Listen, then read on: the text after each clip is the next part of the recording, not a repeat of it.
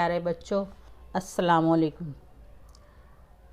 मैं every high school for girls की teacher Akhtar जहां सिद्दीकी आज मैं आपको एसएस में लेसन नंबर 10 आज़ाए हुकूमत सरकारना अंगो, उसमें पहले की ऑडियो में कुछ हिस्सा मैं समझा चुकी हूँ। अब उससे आगे के बारे में मालूमात हासिल करेंगे, लेकिन उससे पहले जो हमने पहले सीखा है उसका थोड़ा सा अयादा करते चलेंगे। जैसे कि सरकार के 3 शोबे हैं, मजलिस कानून साज, इंतज़ामिया और अदलिया। तो कानून साज जो है वो कानून बनाने का काम करती है और इंतज़ामिया जो है वो कानून पर अमल करवाने का काम करती है, जबकि अदलिया जो है वो कानून के ख़िलाफ़ वर्जी करने वाले को सज़ा या जुर्माना देने का काम करती है। इस तरह से भारत के आइन में मजलिस कानून साज यानी संघ यानी मरकज़ यानी केंद्र में पार्लियामेंट और यानी लोकसभा और रियासतों में विधानसभा का शुमार होता है। अब हम आगे चलेंगे कि मरकज़ी सतह पर मजालिस कानून साज यानी पार्लियामेंट, लोकसभा।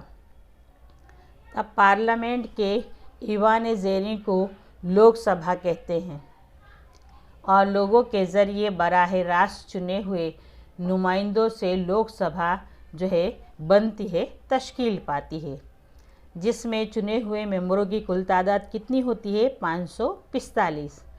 और उसके अलावा के 2 मेंबर यानी एंग्लो इंडियन 2 मेंबर होते हैं जिन्हें सदर जो है मुंतखब करते हैं, उनका चुनाव करते हैं। सदर मुमलिकत पार्लियामेंट का हिस्सा है, इसलिए पार्लियामेंट की पहली मजलिस के इफ्तिताह के मौके पर यानी जब पार्लियामेंट की पहली मजलिस सदर बुलाता है तो वो उसकी शुरुआत के लिए और दोनों ईवानों से खिताब करने के लिए उस मुश्तरका मजलिस के अंदर वो हाजिर रहता है, शामिल होता है। इस तरह से मरकज़ी सतह पर मजलिस कानून साज तश्कील पाती है। अब एक छोटा सा सवाल है कि बिल कानून कब बनता है? तो पार्लियामेंट के दोनों ईवानों में 3 बार जो है वो बिल पढ़ा जाता है और पढ़ने के बाद उस बिल पर सदर मुमलिकत जो है अपने दस्तखत करते हैं, उसे मंजूरी देते हैं, तब जाकर बिल जो है वो कानून बनता है।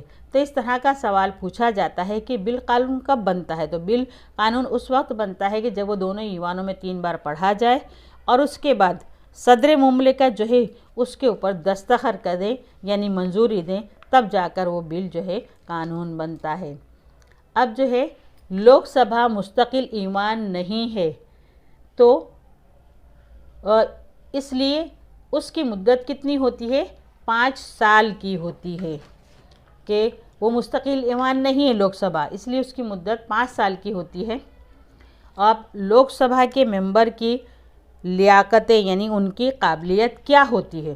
तो सबसे पहले तो ये है कि वो भारत का शहरी होना चाहिए और चुनाव लड़ने के लिए उसकी उम्र कम से कम 25 साल हो या उससे ज़्यादा होनी चाहिए। फिर पार्लियामेंट की मुकर्रर करदा लियाकतों का हामिल होना चाहिए कि पार्लियामेंट की मुकर्रर करदा जो काबिलियतें हैं कि कौन कौन सी चीज़ें उस मेंबर के अंदर कौन सी काबिलियत होनी चाहिए, कौन सी डिग्री होनी चाहिए, ऐसा उन तमाम काबिलियतों का वो हामिल हो, यानी उसके अंदर वो चीज़ें होनी चाहिए। वो दिवालिया या जहनी मरीज़ यानी जहनी तौर पर वो कोई बीमारी का शिकार नहीं होना चाहिए, ना ही कुंजहन हो वो। उसके बाद है रियासती हुकूमत में वो ना तो तनख्वाहदार होना चाहिए ना ही अहदेदार होना चाहिए। और आखिरी पॉइंट है कि वो अदालत के ज़रिए सज़ा याफ्ता मुजरिम भी नहीं होना चाहिए। तो ये हैं लोकसभा के मेंबर की काबिलियत, ये बराबर से याद कर लेना है बिल्कुल मुख्तसर सी हैं कि पहला तो भारत का शहरी होना चाहिए, चुनाव लड़ने के लिए उसकी उम्र कम से कम 25 साल होनी चाहिए और पार्लियामेंट की मुकर्रर करदा लियाकतों का हामिल होना चाहिए। वो जहनी मरीज़ नहीं होना चाहिए, कुन जहन यानी जिसका जहन न चलता हो ऐसा नहीं होना चाहिए। साथ ही साथ रियासती हुकूमत में हो तनख्वाहदार मुलाजिम या अहदेदार नहीं होना चाहिए। और आखिरी है कि अदालत से सज़ा याफ्ता मुजरिम भी नहीं होना चाहिए। अब देखेंगे कोरम। कोरम यानी ईमान के मेंबरान की कुल तादाद, ईमान के कामों की जिम्मेदारी लेना और उसे जारी रखने के लिए कुल मेंबरों की तादाद में से हाजिर मेंबरों की तादाद, लोकसभा के कुल मेंबरान जो हैं वो कितने होते हैं 545, उसमें से 1/10 यानी 10वें हिस्से के मेंबरान अगर हाजिर हैं तो उनकी तादाद जो है हाजिर मानी जाती है। तो 1/10 यानी कम से कम 55 मेंबर जो हैं उनकी तादाद में हाजिर होने चाहिए। अब है राज्यसभा। तो पार्लियामेंट के ईमान बाला को राज्यसभा कहते हैं और राज्यसभा में कितने मेंबर होते हैं 250 होते हैं, जिनमें से 238 मेंबर जो है रियासतों की मजालिस कानून साज के यानी राज्यसभा के मुंतखब मेंबर होते हैं और मेंबरों की नुमाइंदगी वो करते हैं। और 12 मेंबरों को सदर मुमलिकत जो है मुंतखब करता है, चुनता है, उन्हें तय करता है, यानी हमारा सदर जो है उसे चुनता है। अब उनकी भी काबिलियत, किसकी काबिलियत, लोकसभा के राज्यसभा के मेंबर की काबिलियत क्या होनी चाहिए, उसमें भी यही है कि वो भारत का शहरी होना चाहिए। सिर्फ उम्र के अंदर फ़र्क है, वहाँ पर लोकसभा में था 25 साल और यहाँ पर है 30 साल या उससे ज़्यादा। वो मुफलिस, गरीब, जहनी तौर से कुंद और अदालत की तरफ से सज़ा याफ्ता नहीं होना चाहिए। वही सरकारी इदारों में तनख्वाहदार या अहदेदार नहीं होना चाहिए। राज्यसभा के 1/3 मेंबरान पर हर दूसरे साल जो हैं सुबुकदोश होते हैं कि काबिलियत में वही लिखेंगे जो हम लोकसभा में लिखेंगे। सिर्फ फ़र्क इतना है कि उम्र में थोड़ा सा फ़र्क है, वहाँ पर 25 साल है, यहाँ पर 30 साल है। अब राज्यसभा का जो 1/3 मेंबर जो हैं वो हर दूसरे साल जो है सुबुकदोश हो जाते हैं, यानी वो अपने ओहदे से बरी हो जाते हैं और इतने ही नए मेंबर चुने जाते हैं। इस तरह से राज्यसभा के मेंबर ज़्यादा से ज़्यादा 6 साल के लिए मेंबर के तौर पर रह सकते हैं। अब हम देखेंगे लोकसभा के स्पीकर। तो स्पीकर इजलास की सदारत करता है और ईवान की कार्रवाई अंजाम देता है। लोकसभा की कार्रवाई मुनज़्ज़म तरीके से हो और मखसूस उसूलों की बुनियाद पर हो, दोनों ईवानों में नज़्म व ज़ब्त बरकरार रहे, इसलिए इंतज़ाम और ईवानों की अहमियत बरकरार रखने का काम लोकसभा के स्पीकर का है। यानी लोकसभा का स्पीकर जो है वो ईवान की कार्रवाई को अच्छी तरह से अंजाम देता है और दोनों ईवानों के अंदर जो है नज़्म व ज़ब्त बरकरार रखता है, इंतज़ाम बराबर रखता है। इसलिए ये तमाम जिम्मेदारियां जो हैं लोकसभा के स्पीकर की हैं। अब आगे देखते हैं कास्टिंग वोट यानी फैसला कुन वोट। तो फैसला कुन वोट किसे कहते हैं? तो ईवान की किसी कार्रवाई में जब कोई मसला दरपेश आ जाए, कोई मामला दरपेश आ जाए और वो किसी तरह से हल ना होता हो, कोई बिल पास करने का मामला हो, तो उस वक्त हिमायत में या मुखालिफत में दोनों तरफ से कि किसी बिल की या किसी मसले की जो बहस हो रही है और दोनों पार्टियां जो हैं अपने अपने तौर से वोट डालती हैं। तो जिसने हिमायत में डाले यानी हाँ में डाले हैं और जिसने ना में डाले हैं, दोनों के वोटों की संख्या जब बिल्कुल यकसां हो जाती है, उस वक्त फैसला करने के लिए कि किस तरह इनका फ़ैसला किया जाए, तो उस वक्त जो फैसला कुन वोट डाला जाता है तो उसको कहते हैं, यानी स्पीकर जो है अपना फैसला कुन वोट देता है तो उसे कास्टिंग वोट कहते हैं। चाहे वो हिमायत में दे दे चाहे वो मुखालिफत में दे दे, तो उसका फ़ैसला यानी उस मसले का फ़ैसला हो जाता है, क्योंकि पहले दोनों के वोट यकसां थे। जब स्पीकर अपना एक वोट देता है तो एक वोट वहाँ पर बढ़ जाता है, चाहे हिमायत में बढ़ जाए चाहे मुखालिफत में। तो उस फैसला कुन वोट को कास्टिंग वोट कहते हैं। ये सवाल भी पूछा जाता है कि कास्टिंग वोट किसे कहा जाता है। तो तुम्हें आसानी से समझ में आ गया होगा कि किसी मसले की, किसी मामले की बहस के बाद या किसी बिल को पास कराने के मामले में अगर फैसला करने के लिए वोट डलवाए जाते हैं तो हिमायत में या मुखालिफत में जो वोटिंग की जाती है, जब वो दोनों तरफ से यकसां वोट हों तो फैसला करने के लिए स्पीकर अपना एक फैसला कुन वोट देता है, तो उसे कास्टिंग वोट कहा जाता है। अब है तफसील से बताया है कि बिल कानून कब बनता है। तो किसी भी बिल को पार्लियामेंट के दोनों ईवानों में से किसी भी एक ईवान में पेश किया जाता है, कि पहले एक ईवान में पेश किया जाता है, फिर दूसरे ईवान में पेश किया जाता है, और उसके बाद वो लोग उन पर गौर व खोज करते हैं, गौर व फिक्र करते हैं। तो पार्लियामेंट में कोई बिल गौर व फिक्र के तहत हो तो वो बिल ईवान के वक्फे के ख़ात्मे की वजह से मुस्तरद नहीं हो सकता। क्या मान लो किसी ईवान का वक्फे का टाइम है, उसके ख़ात्मे का टाइम है, तो उससे ये नहीं होता कि वो ईवान चला गया तो बिल मुस्तरद हो गया, जो है वो उसे तर्क कर दिया, ऐसा नहीं होता। और राज्यसभा में असर नो गौर व खोज करने के बाद लोकसभा में पेश हो जाने पर वो बिल लोकसभा के बर्खास्त होने से मुस्तरद नहीं होता। कि ना तो राज्यसभा में गौर व खोज करने के बाद अगर लोकसभा में पेश हुआ है और बिल लोकसभा में पेश हुआ है और वो लोकसभा बर्खास्त हो गई है तो मुस्तरद हो जाए, तब भी नहीं होता। जब पार्लियामेंट के दोनों ईवानों के दरमियान कोई बिल पेश करने के मामले में बहस होती है, नाइत्तेफाकी पैदा हो, तब सदर मुमलिकत जो है पार्लियामेंट के दोनों ईवानों का मुश्तरका इजलास बुलाता है और फिर उनकी हाज़िरी में वो बिल जो है अक्सरियत से पास किया जाता है। इस तरह से बिल जो है कानून बनता है। अब है आगे का पॉइंट, रियासती सतह पर मजलिस कानून साज। तो उसमें है पहला विधानसभा। तो अक्सर रियासतों में हमने पहले भी देखा है कि अक्सर रियासतों में एक ही ईवान होता है जिसे विधानसभा कहते हैं, और विधानसभा जो है वो ईवान ज़ेरी है, यानी निचले तबके की है। और विधान परिषद जो है वो मजलिस कानून सभा, अगर विधानसभा है तो कानून साज काउंसिल को विधान परिषद कहते हैं। और ये जो है कहाँ पर होती है, ये बिहार है, महाराष्ट्र है, कर्नाटक, उत्तर प्रदेश, तमिलनाडु वगैरह जगहों पर होती है। वहाँ ईवान बाला विधान परिषद और ईवान ज़ेरीन विधानसभा के नाम से पहचानी जाती है।